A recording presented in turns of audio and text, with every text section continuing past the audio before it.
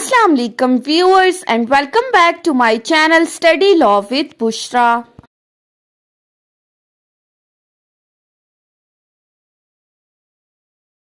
So in today's video we are going to have a brief overview of leading constitutional cases included in Law Gate syllabus.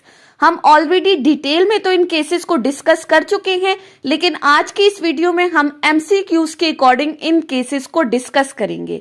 But before starting the discussion, I request you all to please subscribe to my channel and don't forget to press the bell icon for latest updates. Do share this video with your friends and don't forget to comment your feedback. So let's move towards the discussion. So start करते हैं first to leading cases से. सबसे पहला है हमारे पास मौलवी Tamizuddin versus federation of Pakistan, और इसके साथ हम दूसरा केस डिस्कस करेंगे स्टेट वर्सेस 200 केस. अब सबसे पहले तो हम देख लेते हैं कि ये केसेस रिपोर्ट कब हुए थे. मौलवी Tamizuddin case was reported in PLD 1955 FC federal court page 240, जबकि स्टेट वर्सेस 200 केस रिपोर्ट हुआ था PLD 1958 SC supreme court page 533. सो अब हम आ जाते हैं मौलवी Tamizuddin versus federation of Pakistan की केस पर. इसमें जो हमारे पास बेंच ऑफ जजेस था वो टोटल 5 जजेस थे. 5 मेंबर का बेंच था जिसको लीड कर रहे थे चीफ जस्टिस मोहम्मद मुनीर. अब ये चीजें लॉ गेट के हवाले से इंपॉर्टेंट है कि कितने जजेस का बेंच था, उसको लीड कौन कर रहा था, और इन 5 जजेस में से जो डाइसेंटिंग ओपिनियन था, यानी कि बाकियों से हटकर जो मुनाफी फैसला दिया था, वो किसने दिया था? जस्टिस कॉर्नेलियस ने. और इस केस में हुआ क्या था कि मौलवी तमीजुद्दीन जो कि कॉन्स्टिट्यूएंट असेंबली के प्रेसिडेंट थे, उनकी असेंबली को डिसॉल्व कर दिया गया था बाय दी प्रेसिडेंट गुलाम मोहम्मद, जिस पर मौलवी तमीजुद्दीन की तरफ से चीफ कोर्ट ऑफ सिंध में रिट फाइल की गई थी. चीफ कोर्ट ऑफ सिंध ने डिसीजन दिया था मौलवी तमीजुद्दीन के फेवर में, और उसके बाद फिर गवर्नमेंट ने फेडरल कोर्ट में एक केस फाइल किया, जिन्होंने फिर डिसीजन दिया था फेडरेशन ऑफ पाकिस्तान के केस में. अब चीफ कोर्ट ऑफ सिंध में कौन कौन सी रिट्स फाइल की गई थी? Writ of quo warranto and writ of mandamus. उस वक्त गवर्नर जनरल कौन थे? गुलाम मोहम्मद. और जो केस का डिसीजन आया था वो कब आया था? 24 अक्टूबर 1954 को.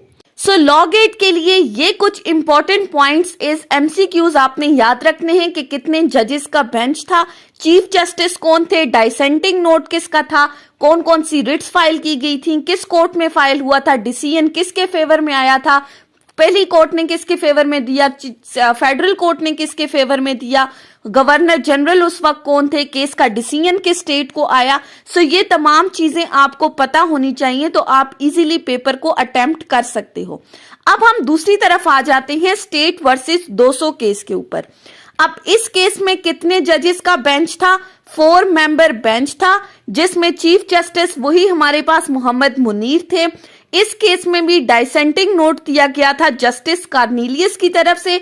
सो मौलवी तमीजुद्दीन और स्टेट वर्सेस 200 केस में चीफ जस्टिस और डाइसेंटिंग नोट जिस जज की तरफ से दिया गया था वो बिल्कुल सेम है. सो आपके लिए याद रखना इजी हो जाएगा. अब स्टेट वर्सेस 200 केस में हुआ क्या था कि 200 ने लोरा लाई बलोचिस्तान के एक रेजिडेंट का कत्ल कर दिया था, जिसको फ्रंटियर क्राइम रेगुलेशन के सेक्शन 11 ऑफ FCR 1901 के अंडर डेथ पनिशमेंट सुनाई गई थी. उसके बाद 200 ने अपने इस केस को चैलेंज किया लाहौर हाई कोर्ट के अंदर और कहा कि 1956 का कॉन्स्टिट्यूशन तो इक्वालिटी के बारे में बात करता है, लेकिन FCR के अंदर तो कोई भी इक्वालिटी की बात नहीं है, लिहाजा इसको इनवैलिड डिक्लेयर किया जाए. लाहौर हाई कोर्ट ने इस FCR को इनवैलिड डिक्लेयर किया, जिसके बाद गवर्नमेंट इस मैटर को लेकर गई सुप्रीम कोर्ट में. सुप्रीम कोर्ट ने 2 वीक ऑफ अक्टूबर में इस केस की हियरिंग फिक्स की, लेकिन उससे पहले 7 अक्टूबर 1958 को मुल्क में मार्शल लॉ इम्पोज हो गया और कॉन्स्टिट्यूशन एब्रोगेट हो गया। सो सुप्रीम कोर्ट ने इस मार्शल लॉ को वैलिडेट करते हुए कहा that it is the doctrine of the necessity. So first martial law validate हो गया, कॉन्स्टिट्यूशन की एब्रोगेशन वैलिडेट हो गई और 200 को डेथ पनिशमेंट सुना दी गई। सो इस केस में भी आपने क्या याद रखना है, बेंच ऑफ जजेस, चीफ जस्टिस, डाइसेंटिंग नोट, FCR 1901 का कौन सा सेक्शन था, लाहौर हाई कोर्ट ने किसके फेवर में डिसीजन दिया था और सुप्रीम कोर्ट ने किसके फेवर में डिसीजन दिया था। अब नेक्स्ट आ जाते हैं हम, नेक्स्ट 2 केसेस हैं Asma Jilani versus government of Punjab and इसके साथ हम डिस्कस कर लेते हैं Begum Nusrat Bhutto versus chief of army staff. अब ये 2 केसेस भी कुछ रेलेवेंट से हैं, सो हम इनको साथ में डिस्कस करते हैं। सबसे पहला जो केस है आसमा जिलानी का, वो केस रिपोर्ट हुआ था PLD 1972 SC supreme court page 139, जबकि इन कंट्रास्ट जो Begum Nusrat Bhutto versus chief of army staff है वो केस रिपोर्ट हुआ है PLD 1977 सुप्रीम कोर्ट पेज 657। अब आसमा जिलानी के केस में जो बेंच ऑफ जजेस था वो 5 मेंबर जजेस का बेंच था जिसको लीड कर रहे थे चीफ जस्टिस हामुदुर रहमान। सो आसमा जिलानी के केस में एक नया चीफ जस्टिस है जो कि है हामुदुर रहमान। अब केस में हुआ क्या था कि जो आसमा जिलानी के फादर हैं गुलाम जिलानी, उनको अरेस्ट कर लिया गया था by Yahya Khan under order 78 of martial law in Punjab. इसी के साथ एक और बंदी थी जरीना गोहर, जिसके हस्बैंड अल्ताफ गोहर को भी इसी ऑर्डर के अंडर सिंध में अरेस्ट कर लिया था। सो ये दोनों रिट फाइल की, इन दोनों ने सुप्रीम कोर्ट में रिट ऑफ हैबियस कॉर्पस अपने हस्बैंड के अरेस्ट से रिलेटेड। ये तमाम केसेस जाके कंसोलिडेट हुए सुप्रीम कोर्ट के अंदर और इसी दौरान 24 मार्च 1969 को मुल्क में सेकंड मार्शल लॉ लगाया गया। लेकिन सुप्रीम कोर्ट ने इस सेकंड मार्शल लॉ को अनलॉफुल डिक्लेयर किया, इनवैलिडेट किया और साथ ही साथ कहा कि इस वक्त डॉक्ट्राइन ऑफ नेसेसिटी एप्लीकेबल नहीं है, ये वक्त की जरूरत नहीं है। लिहाजा सुप्रीम कोर्ट ने आसमा जिलानी और जरीना गोहर के हक में फैसला सुनाया और उनके फादर और इनके हस्बैंड को रिलीज कर दिया गया था। सो जिस तरह 200 केस में डॉक्ट्राइन ऑफ नेसेसिटी एप्लीकेबल हुआ था, आसमा जिलानी केस में 200 केस को ओवर रूल करते हुए डॉक्ट्राइन ऑफ नेसेसिटी अप्लाई नहीं किया गया। नेक्स्ट है हमारे पास Begum Nusrat Bhutto versus chief of army staff. अब इस केस में जुल्फिकार अली भुट्टो को अरेस्ट कर लिया गया था chief marshal law administrator Ziaul हक की जानिब से, जिन्होंने, जो कि उस वक्त चीफ ऑफ आर्मी स्टाफ भी थे, चीफ मार्शल लॉ एडमिनिस्ट्रेटर की कैपेसिटी में उन्होंने जुल्फिकार अली भुट्टो को अरेस्ट किया था। इनके रिलीज के लिए जो रिट फाइल की गई थी वो थी रिट ऑफ हैबियस कॉर्पस और इस केस में जो जजेस का बेंच था वो कितने थे, 9 मेंबर जजेस थे जिनको लीड कर रहे थे चीफ जस्टिस अनवारुल हक। अब भुट्टो को अरेस्ट क्यों किया था? क्योंकि ये कहा गया था कि उन्होंने इलेक्शंस में धांधली की है। उन्होंने कहा that I am the PM so I want contest election, so उनको अरेस्ट कर लिया गया था। सुप्रीम कोर्ट में जब ये पिटीशन फाइल हुई तो सुप्रीम कोर्ट ने डिटेंशन ऑफ भुट्टो के अगेंस्ट जो है वो फैसला सुनाया। थर्ड मार्शल लॉ जो 1977 को लगा था उसको वैलिडेट किया और डॉक्ट्राइन ऑफ नेसेसिटी को इस केस में अप्लाई किया। सो आसमा जिलानी के केस में आपने याद रखना है डॉक्ट्राइन ऑफ नेसेसिटी अप्लाई नहीं हुआ था, जबकि बेगम नुसरत भुट्टो के केस में मार्शल लॉ को वैलिडेट करते हुए डॉक्ट्राइन ऑफ नेसेसिटी अप्लाई किया गया। अब उस केस में 5 जजेस का बेंच था, इस केस में 9 जजेस का बेंच था। दोनों केसेस में जो रिट फाइल हुई थी वो रिट ऑफ हैबियस कॉर्पस थी। आसमा जिलानी के केस में सेकंड मार्शल लॉ को इनवैलिडेट किया, जबकि बेगम नुसरत भुट्टो के केस में थर्ड मार्शल लॉ को वैलिडेट करते हुए डॉक्ट्राइन ऑफ नेसेसिटी अप्लाई किया गया। सो ये 4 केसेस हो गए। उसके बाद हम नेक्स्ट केसेस की तरफ आ जाते हैं। नेक्स्ट है Nawaz Sharif versus president of Pakistan. हम ऑलरेडी इन केसेस की डिटेल डिस्कस कर चुके हैं, मैं साथ साथ लिंक ऐड करती जा रही हूं। आप चाहें तो आप डिटेल में भी इन केसेस को स्टडी कर सकते हैं। और इसके साथ हम देख लेते हैं Zafar Ali Shah versus Parvez Musharraf.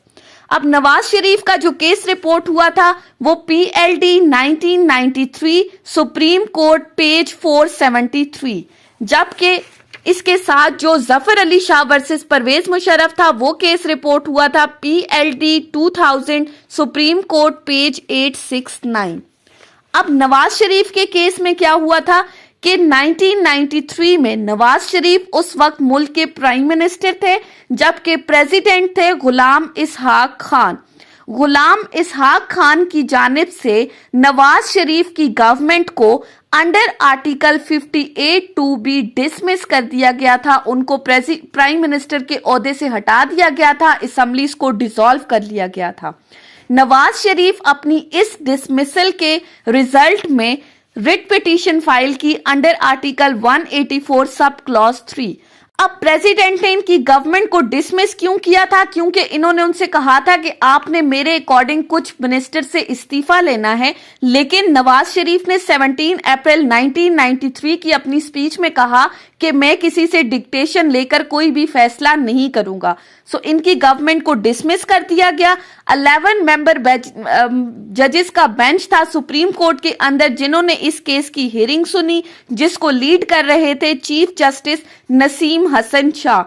Supreme court ने इस पिटीशन का जो डिसीजन सुनाया, उन्होंने प्रेसिडेंट की आर्टिकल 58(2)B के एक्ट को अनकॉन्स्टिट्यूशनल और इलीगल डिक्लेयर किया और ऑर्डर दिया कि नवाज शरीफ की गवर्नमेंट को रिस्टोर किया जाए, असेंबलियां बहाल की जाएं।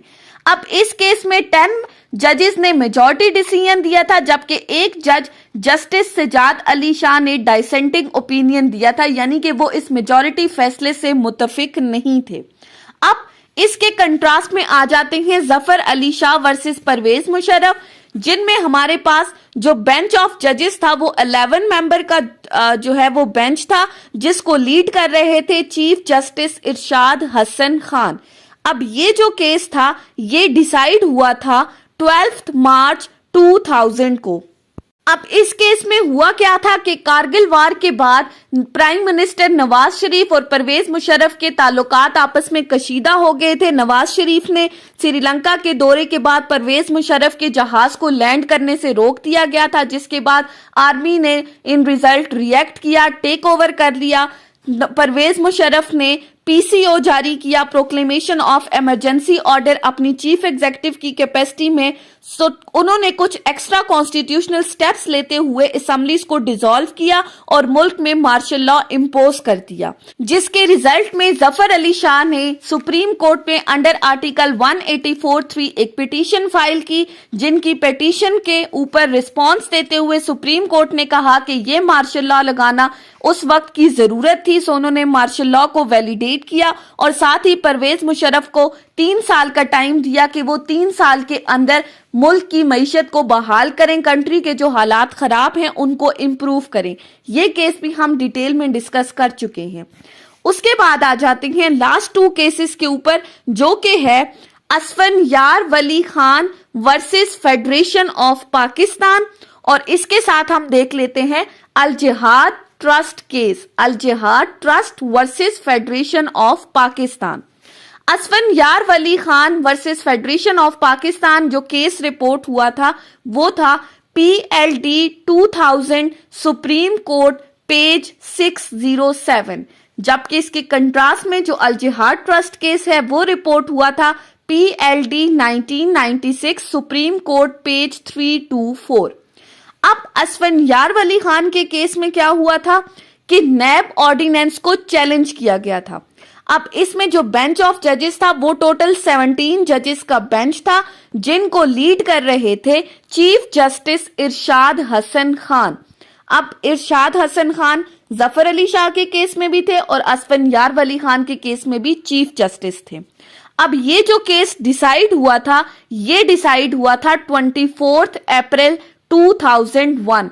अब इस केस में असफंयार वली खान और बहुत सारे और लोगों ने पिटीशंस फाइल की थी अंडर आर्टिकल 184 सब क्लॉज 3 कि उन्होंने कहा था कि नैब ऑर्डिनेंस में कुछ ऐसे ग्राउंड्स हैं जो कॉन्स्टिट्यूशन के अगेंस्ट हैं, कॉन्स्टिट्यूशन 1973 को कंट्राडिक्ट कर रहे हैं, लिहाजा इसको नल एंड वॉइड डिक्लेयर किया जाए। लेकिन सुप्रीम कोर्ट ने उन तमाम ग्राउंड्स का रिप्लाई देते हुए नैब ऑर्डिनेंस को वैलिडेट कर दिया और ये केस डिसाइड हुआ था नैब ऑर्डिनेंस के फेवर में और असफंयार वली खान के अगेंस्ट डिसाइड हुआ था। अब वो किन ग्राउंड्स पे सुप्रीम कोर्ट ने डिसीजन दिया था वो हम डिटेल में ऑलरेडी डिस्कस कर चुके हैं। नेक्स्ट है अल Jihad trust case. Al Jihad trust case is basically related to the appointment of the जजेस। अब इस केस में जो पिटीशन फाइल की गई थी वो इसलिए फाइल की गई थी कि जो प्रेसिडेंट है उनको चीफ जस्टिस ऑफ पाकिस्तान ने अपॉइंटमेंट से रिलेटेड एक नॉमिनेशन भेजा था जब लाहौर हाई कोर्ट में एक सीट वैकेंट थी।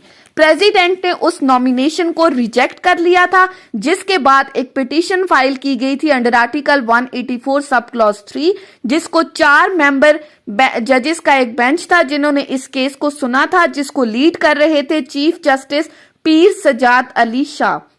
और इस केस का फैसला सुनाते हुए चीफ जस्टिस ने ये कहा था कि जो रोल ऑफ एग्जीक्यूटिव है इन जुडिशियल अपॉइंटमेंट उसको रिड्यूस किया गया, कंसल्टेशन के वर्ड को डिफाइन किया गया था और क्योंकि सारा जो मामला था वो वर्ड कंसल्टेशन से रिलेटेड था, लिहाजा इस वर्ड को डिफाइन किया गया।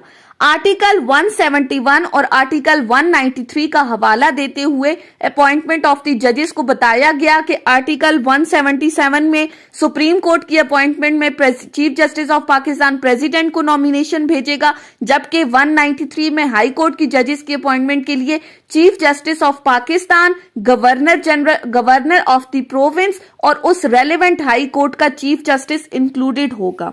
और साथ ही साथ उन्होंने ये कहा कि president without any solid reason किसी भी नॉमिनेशन को रिजेक्ट नहीं कर सकता और इस हेलमार्क जजमेंट कहा जाता है। कंसल्टेशन के वर्ड को डिफाइन करते हुए कहा कि that consultation should be consensus oriented, purposive and effective. So ये था अल जिहाद ट्रस्ट केस में कुछ इंपॉर्टेंट पॉइंट्स थे जो आपने याद रखने हैं। सो ये थी हमारी आज की डिस्कशन लीडिंग कॉन्स्टिट्यूशनल केसेस के ऊपर, जिनमें हमने लॉ गेट के हवाले से इंपॉर्टेंट पॉइंट्स को डिस्कस किया है। डिटेल हम ऑलरेडी डिस्कस कर चुके हैं, लेकिन अगर आप लॉ गेट के से पहले एक बार ये वीडियो देख लेते हैं तो आप इजीली लीडिंग कॉन्स्टिट्यूशनल केसेस के तमाम एमसीक्यूज को सॉल्व आउट कर सकते हैं। आपने सिर्फ याद क्या रखना है, बेंच ऑफ जजेस कितना था, चीफ जस्टिस कौन था, कौन सी रिट फाइल हुई थी, केस किसके फेवर में डिसाइड हुआ था, किसके अगेंस्ट डिसाइड हुआ था, किस चीज को वैलिडेट किया था, किस चीज को इनवैलिडेट किया था। सो आई होप कि आपको ये लेक्चर समझ में आया होगा। अगर आपने इस वीडियो को अटेंटिवली सुना है तो अगर आपको ये वीडियो अच्छी लगी है तो इस वीडियो को लाइक करें, कमेंट करें और चैनल को जरूर सब्सक्राइब करें। अगर किसी भी किस्म की कोई कंफ्यूजन है तो आप कमेंट्स के जरिए मुझसे पूछ सकते हैं। Thank you so much for watching this video till then, अल्लाह हाफिज।